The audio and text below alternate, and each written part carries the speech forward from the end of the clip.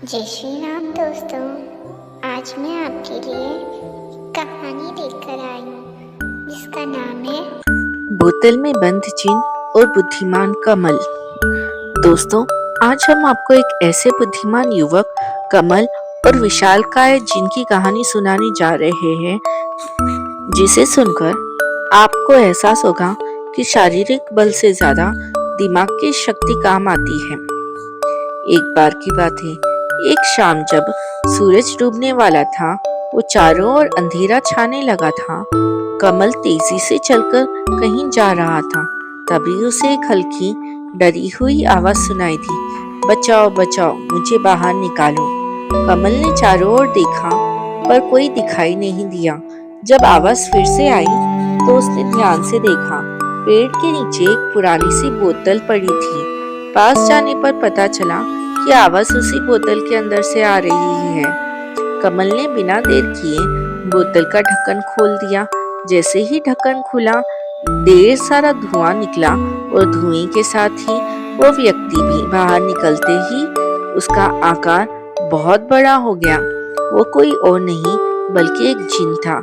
जिन ने बड़ी बड़ी आंखें दिखाते हुए कमल से कहा, मैं आजाद हो गया हूँ। एक दुष्ट जादूगर ने मुझे बंद कर दिया था। अब मुझे बहुत भूख लगी है। अब मैं तुम्हें खाऊंगा। जिनकी धमकी सुनकर कोई भी डर जाता, पर कमल एक बुद्धिमान युवक था। वो थोड़ा घबराया, लेकिन उसने जिन को जरा भी पता नहीं लगने दिया कि उसे डर लग रहा है। कमल ने तुरंत अपनी चतुराई का इस्तेमाल किया। उसने जिन को बेवकूफ बनाने के लिए एक योजना बनाई। कमल ने मजाक उड़ाते हुए कहा, तुम मुझे बेवकूफ नहीं बना सकते। जरा अपना आकार तो देखो, पर ये छोटी सी बोतल देखो। तुम इतने बड़े होकर भला इस बोतल के अंदर कैसे आ सकते हो? तुम जरूर झूठ बोल रहे हो।